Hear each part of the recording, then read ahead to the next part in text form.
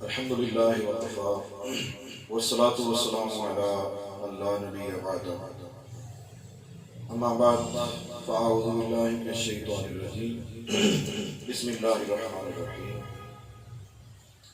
يا أيها الذين آمنوا اتقوا الله وقولوا قولا سديدا صدق الله مولانا العظيم.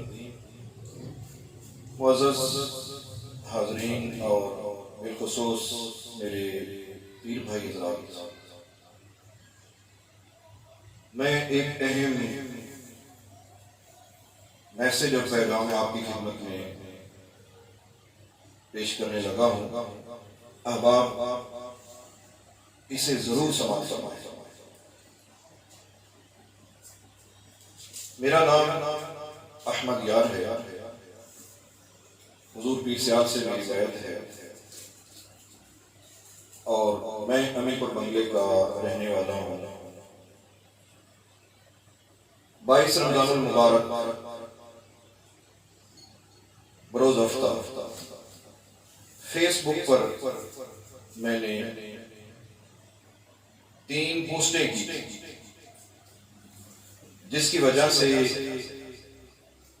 کچھ غلط فہمی پیدا ہوئی، جس کا میں ازالہ کرنے کے لیے آپ سب سے مخاطب ہوں.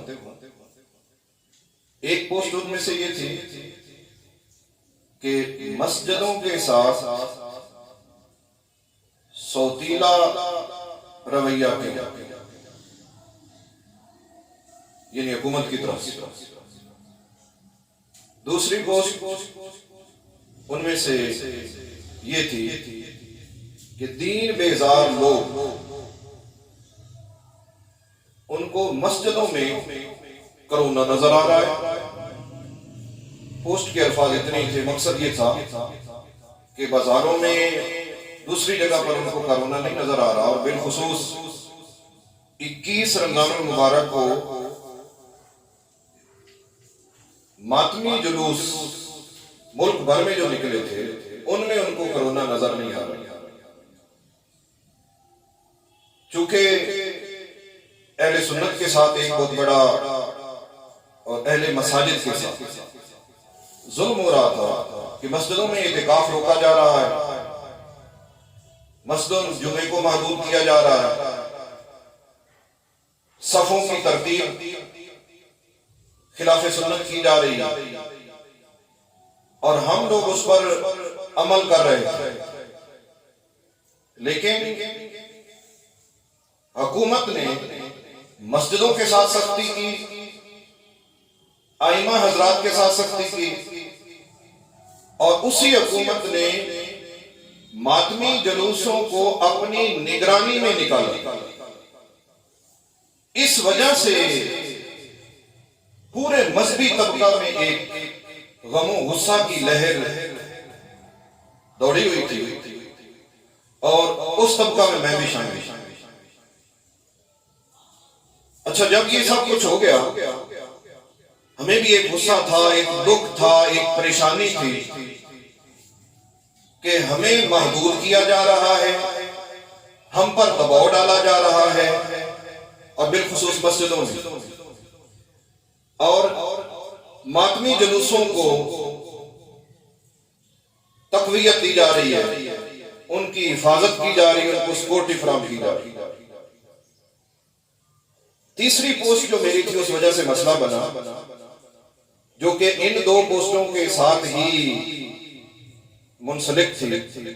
وہ پوسٹ یہ تھی کہ عمران خان کو دستاریں باندھنے والے خاموش کیوں. اس کے بعد لکھا تھا کہ جلوسوں کو حکومت کی نگرانی میں نکالا جا رہا ہے، اور جمعے کرفیو کے بیٹ چڑھ گئے. اس پر میرے سیالوی پیر بھائیوں کو بہت تکلیف ہوئی، اور انہوں نے سمجھا کہ میں نے حضور پیر سیال پر اعتراض کیا. خدا را میں ایسا کبھی سوچ بھی نہیں سکتا، کیونکہ مجھ پر حضور پیر سیال کا ایک خاص کرم ہے، اور الحمدللہ حضور امیر شریعت نے مجھے خصوصی دعا سے نوازا تھا. کچھ دیر میرے چہرے کی طرف دیکھتے رہے اور پھر فرمایا جی میں اللہ تیری عمر دراز کرے. یہ خصوصی دعا مجھے حضور امیر شریعت نے عطا فرمائی. اور میں ساتھ یہ بھی وضاحت کر دوں کہ حضور امیر شریعت کے خاص فضل و کرم سے مجھے نبی کریم علیہ الصلوۃ والسلام کی زیارت بھی نصیب ہوئی. یہ میرا اپنا کوئی کمال نہیں تھا، یہ حضور امیر شریعت کے کرم سے ہوا. میں پورا واقعہ نہیں بیان کرنا چاہتا کیونکہ میری ویڈیو لمبی ہو رہی. میری ساری فیملی سیال شریف مرید ہے. میں کبھی یہ سوچ بھی نہیں سکتا کہ میں نے یہ سیال شریف کو نشانہ بنایا تھا. اصل میں میرا اس وقت جو مائنڈ تھا، ذہن تھا، وہ یہ تھا کہ ہمارے جتنے بھی علماء طبقہ ہیں جنہوں نے 20 نکاتی پروگرام حکومت کے ساتھ کیا تھا اور وہ طے ہوا اور اس معاہدے پر مسجدوں میں عمل کیا جا رہا تھا، گویا کہ انہوں نے حکومت کو، عمران خان کو ایک اپنا لیڈر مان کر ان کی سربراہی میں یہ 20 نکاتی پروگرام بنایا اور اس پر عمل کیا. یہ پگڑی ان کے ساتھ پر رکھی تھی. تو اب وہ پگڑیاں، وہ دستاریں باندھنے والے لوگ کہاں ہیں، کیوں خاموش ہیں؟ اللہ رب العزت نیتوں کو بہتر جانتا ہے. انما الاعمال بالنیات. اللہ ہی علیم بذات الصدور ہے. میری نیت حضور شیخ الاسلام یا حضور امیر شریعت یا آستانہ یا سیال شریف جو ہے وہ نہیں تھی کہ میں ان کو نشانہ بناؤں. لیکن میرے پیر بھائیوں نے جب یہ سمجھا، فوراً مجھے واپس میسج ملا، ریپلائی ہوا کہ یہ آپ نے غلط کیا. جو ہی میں نے یہ میسج دیکھا تو میرا بھی ذہن اس طرف گیا کہ اگر اس وجہ سے پیر بھائیوں کو تکلیف ہوگی اور بہت سے لوگ سمجھیں گے کہ یہ سیال شریف کو نشانہ بنایا گیا، تو میں نے فوراً وہ اپنا جو تحریر تھی اس کو میں نے ڈیلیٹ کر دیا اور اس کے ساتھ جتنی 3 میں نے پوسٹیں کی تھی تینوں کو ڈیلیٹ کر دیا. اور کافی احباب جو تھے اس پر وہ بولنے لگے، کچھ میری طرف سے میرے حمایتی بن کر، کچھ مخالف بن کر. میں نے سبھی کو تسلی دی کہ میرا کوئی ٹارگٹ حضور پیر سیال نہیں ہے، لہذا آپ مہربانی کریں اور اس بات کو ایشو نہ بنائیں. دیکھو اگر میرا ذہن ہوتا میں نے ان کو نشانہ بنایا ہوتا تو میں اس وقت نشانہ بناتا جب ان کے سر پر سیال شریف میں دستار رکھی جا رہی. اب موقع کے مطابق میں نے صرف جو سپورٹر حضرات ہیں اس حکومت کے، تو میں ان کو متوجہ کر رہا تھا کہ وہ کیوں خاموش ہیں. اور بالخصوص اہل سنت کے علماء جنہوں نے 20 نکاتی معاہدہ کیا تھا، میرا ذہن میں اللہ بہتر جانتا ہے. میں قسم بھی اٹھاؤں تو بات یہی ہے، نہ بھی اٹھاؤں تو اسی زبان سے قسم ہوتی ہے. سمجھنے والے سمجھیں گے، نہ سمجھنے والے قسم کو بھی نہیں سمجھیں گے. لہذا میں آپ کو اطمینان دینا چاہتا ہوں کہ یہ ایک پروپیگنڈا ہے اور میرے ذہن میں اس وقت حضور پیر سیال نشانہ نہیں تھے. میں تو صرف اپنے علماء کو جنہوں نے 20 نکاتی پروگرام ان کے ساتھ طے کیا تھا حکومت کے ساتھ، میں صرف ان کو کہہ رہا تھا کہ وہ خاموش کیوں ہیں. لہذا میری طرف سے یہ اظہار بریت ہے کہ میں حضور پیر سیال کا غلام ہوں اور میں نے ان کو ہرگز نشانہ نہیں بنایا.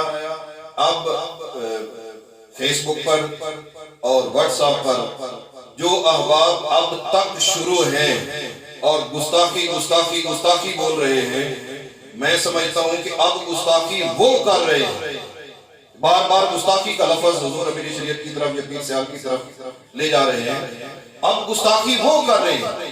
اگر میں گستاخ ہوتا تو میں اس پر اپنی بات پر ڈٹ گیا ہوتا تو پھر تو میں گستاخ ہوتا. چونکہ میرا ذہن بھی نہیں تھا وہ، اور جب میں نے محسوس کیا کہ یہ بات اس طرف جائے گی، بہت سے لوگ اس کو اس طرف لے جائیں گے، تو میں نے فوراً ڈیلیٹ بھی کر دیا تاکہ اس کو مزید کوئی نہ پڑھے. دوستان محترم اور بالخصوص میرے پیر بھائی حضرات، اللہ رب العزت فرما رہا ہے یا ایھا الذین آمنوا اتقوا اللہ، اے ایمان والو اللہ سے ڈرو، وقولوا قولا سدیدا، اور درست بات کہا کرو۔ میں الحمدللہ جو کہہ رہا ہوں قرآن کریم کی اس آیت کے مطابق میری بات درست ہے، اور آپ بھی مہربانی فرمائیں اور درست بات کی طرف آئیں، خواہ مخواہ الزام تراشی، مجھے جھوٹا بھی کہا، منافق بھی کہا، اور سیالویت سے بھی خارج کیا گیا، مریدوں، لہذا ان کی خدمت میں کسی کے لیے کوئی غلط لفظ نہیں بولنا چاہتا، نہ میں کسی کے بارے میں کوئی سخت الفاظ بول رہا ہوں، نہ میری یہ جوابی کارروائی ہے۔ اسے جوابی کارروائی نہ سمجھا جائے، اسے اپنی ایک اظہار بریت کے طور پر میں پیش کر رہا ہوں کہ میں گستاخی سے بری ہوں، نہ میرے ذہن میں تھا، الفاظ اس طرف چلے گئے تو جب مجھے محسوس ہوا تو میں نے فوراً اس کو ڈیلیٹ کر دیا۔ تو اللہ کریم کی بارگاہ میں دعا بھی ہے اور آپ سے اپیل بھی ہے کہ وَتُعِزُّ مَن تَشَاءُ وَتُذِلُّ مَن تَشَاءُ، اللہ جسے چاہتا ہے عزت دیتا ہے، اللہ جسے چاہتا ہے ذلت دیتا ہے۔ آپ میرے خلاف اس نے کرتے بھی رہے تو اس سے میری کوئی ذلت نہیں ہوگی، اللہ رب العزت نے عزت دی تو عزت بنے گی، اللہ رب العزت نے ذلت دی تو ذلت بنے گی۔ لہذا آپ سے درخواست ہے کہ آپ مہربانی فرمائیں اور میری اس اظہار بریت کی درخواست کو میری بریت ہی سمجھیں، خواہ مخواہ میرے خلاف پروپیگنڈا کرنے سے پرہیز کریں۔ اللہ کریم مجھے اور آپ کو